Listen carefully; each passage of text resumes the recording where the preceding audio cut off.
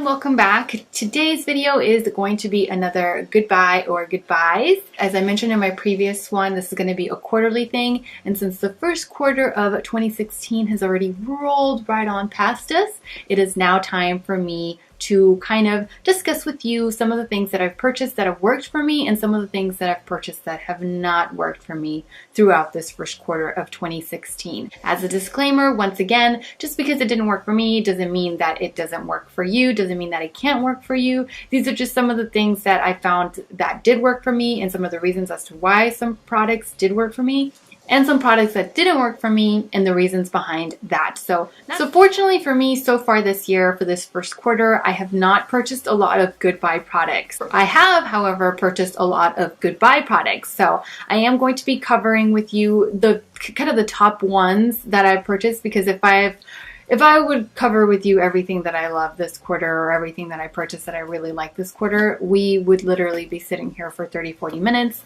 talking about it. And I'm sure that no one wants to hear me ramble about products that I loved this quarter for that long. And so I've narrowed it down to some of the top ones that I find myself grabbing on an everyday basis. This is the first product that I'm going to be covering today. It's the Aveda Smooth Infusion Glossing Straightener. I use this guy all the time to straighten my hair. It's not a heat protectant though, I really wish it was. So you'll have to use a heat protectant separate from this. However, it is a really good smoothing product. So whenever you do see me with my hair straightened, this is what I use, and it makes my hair super glossy, super soft, and just super manageable when I am straightening my hair. Another hair product that I purchased this quarter that I am absolutely in love with is the Ouai Hair Oil. This is a new brand from Jen Atkin, who is the hairstylist for the Kardashian clan. If you've watched my hair care video with my oil, you know that I love oils. I just love oils. I feel like oils are really good on the hair. They make it nice and shiny and glossy, and they're good for your hair, and they're just a good way of making your hair less frizzy and healthy looking. This absolutely does that for me. It's not heavy, so it does not feel like, I think I've put 2 pumps of this today, and as you can tell, it's like really manageable. My hair is really super soft, it's really silky, and it's not heavy. It doesn't feel greasy. It's just an amazing little product in this tiny little 1.7 ounce bottle. Really good purchase. Definitely will be repurchasing that again. Moving on to the face, this is the first product that I will be talking about that I obviously need to repurchase. It is the Estee Lauder Perfectly Clean Triple Action Cleanser Toner Makeup Remover. It's a mousse, so it has like it's a liquid turned to mousse type of a pump, and I absolutely love it. This is what I use to remove my makeup whenever I am wearing heavy makeup or where I'm wearing quite a bit, especially on the eyes. It's super gentle on the skin and it smells amazing. Definitely will be repurchasing this guy.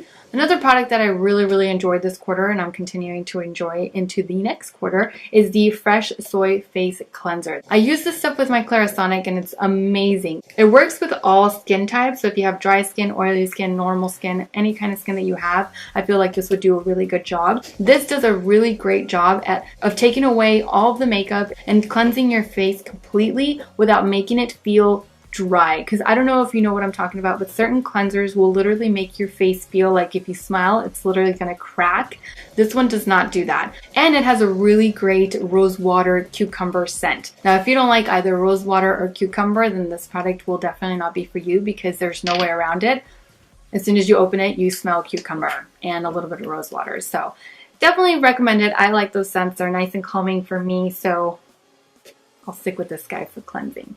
Another product that I wanted to talk to you guys about that I purchased this quarter that I absolutely love is the First Aid Beauty Eye Duty Triple Remedy. So this is supposed to instantly brighten, depuff, and smooth. The depuffing I don't care so much for. The way that you use this is you apply a little bit underneath the eye, and then you're supposed to massage with this little metal guy at the bottom along the bottom of the eye in order to depuff. But I really don't have a puffing issue. The reason why this product called to me was because it claims to instantly brighten and smooth, which is what I need for underneath my eyes. They're 2 different colors, one for light to medium skin tones and one for medium to deep skin tones, which is the one that I use. I simply just apply my foundation, apply this onto the bottoms of my eyes, and it automatically makes a difference in my dark circles. It does not feel heavy, and it doesn't feel like an additional layer of makeup. It's just an additional layer of like moisturizer to me. Does that make sense? This has kind of been like my go-to product for everyday makeup, so definitely recommend. One foundation that I was really super pleased with is the L'Oreal Infallible Foundation. Now, this one, I don't know why, but I always want to call it Maybelline. It's not Maybelline, it's L'Oreal. And I think I've even made the mistake of doing that in one of my videos, and also on Twitter, which is just like, ugh, I don't know why I was doing that. Anyway, this foundation is amazing. I love the formula. I love the fact that it's long wearing and that it's matte, because here in the South it is getting a little bit on the humid side, and I want something that's not going to feel like it's melting, or that's not going to feel a little too dewy or too oily on my skin. This is why I really love this foundation. I also really like the coverage, and I really like the price. So really good foundation. I'm probably the last person to tell you this because this has been out for quite some time, and everybody has obviously noticed and taken note that this is an amazing drugstore foundation. But just in case you hadn't heard it, this is definitely one of my favorite drugstore foundations at the moment. Another foundation from the drugstore that I absolutely love is Maybelline, and this is the Fit Me Dewy Smooth Foundation. So I know they have like a matte formula, but I wanted a dewy formula because when I purchased this, it was during the winter time, and I really wanted my skin to feel nice and hydrated and give that dewy glow. You know, I wanted the dewy glow, and so that's why I purchased this, and it did not disappoint. I surprisingly got my color correct, like from the beginning, so I was really pleasantly surprised, and I was pleased at the amount of different kinds of shades that they have. So they have a really wide variety of shades, and it's a really good formula. So if you haven't done so already and you want more of a dewy skin finish, definitely pick this up because you will not be disappointed. I absolutely love this foundation. So another product that I'm sure I'm the last to talk about is the Benefit Professional Pore Minimizer. Absolutely love this. I hate my pores. I feel like they are really big. You're just your own worst critic, and so I feel like they are, and therefore I wanted to try something that claimed to minimize them, which this absolutely does in my opinion. I applied this before I go in with my foundation, and it's really lightweight, translucent, really silky feeling, and so when I apply this underneath my foundation, I almost feel like my foundation applies a lot more smoothly, and everything just looks a lot more airbrushed. So I really like this for that reason, and I obviously also like it because it does minimize my pores, so definitely something that I will be repurchasing, and I hate the fact that I waited so long to even purchase. So another good buy for me is this little Miracle powder. This is, you can't tell because I wasn't able to buy like the full size or like the big size that everybody's been buying or that everybody seems to be getting their hands on. I couldn't find it. It was sold out everywhere. This is the RCMA translucent, or like no color powder. It's what it's called. RCMA no color powder. I absolutely love this stuff. Love this stuff. It is so inexpensive and it is amazing. It says it's no color, and I mean, there's no other way to put it, but yeah, it is no color. It sets my under eye area without adding any kind of additional anything, and it doesn't feel like I've set my under eye area with a powder. This is a perfect, inexpensive powder. If you haven't tried it, try it. You will not be disappointed. A palette that I purchased that I was definitely not disappointed by is this Charlotte in Bloom palette. So it comes with 12 shades, 3 of which are shimmers, and so 9 of them are mattes. Love it for an everyday because I'm not going to be wearing shimmers on my eyelids on a regular basis. But I will apply, like I did today, a nice matte color on my eye. I tend to like warmer colors than I do any kind of cooler colors. So I really like the fact that this definitely fulfills my wishes when it comes to the warm colors. Has a lot of nice neutrals, like I said, a good variety of transition colors as well, and it has like the pops of shimmers. Also really like the formula on these eyeshadows. It's really blendable, nice and soft, and it's super pigmented, which is just 3 big, huge pluses for me. This is definitely a palette that I reach for on a regular basis, and I'm glad I purchased it this quarter. So Another product that I really loved that I purchased this quarter is the Inglot Gel Liner in 77, which is just as black as it gets. It's so super pigmented and so super dark that I just love it. I love how it glides on the eye and how simple it makes it to create any kind of a winged line on the eyes. So I like the fact that it's nice and soft when you're applying it, and it's super, super dark. It lasts all day. It's just an amazing little eyeliner. So definitely glad that I purchased this guy, and I don't know where I had been the entire time. Like I don't know. I don't know why I hadn't done it sooner, but. First product that I'm going to be talking about is the Tarte Maracuja Creaseless Concealer. Maracuja, I think. Yes. One issue that I had was the fact that this claimed to be medium neutral, and it just turned out to be a little bit too light for me. The consistency was just too heavy. It was something that I couldn't get over, and obviously it was settling under my lines. It was settling into my lines underneath my eyes, and when I tried to set it with any kind of powder, it just made it feel a little too heavy. So for those reasons, I really didn't like this product a whole lot. Another product that I was just slightly disappointed with is the Naked Skin Color Correcting Fluid from Urban Decay. It's exactly like the concealers, so the formula I'm assuming is exactly the same because it definitely feels like it. They have 4 different colors in this line. They have a lavender, a green, a peach, and a pink. This is the peach, but I was expecting something a little bit darker.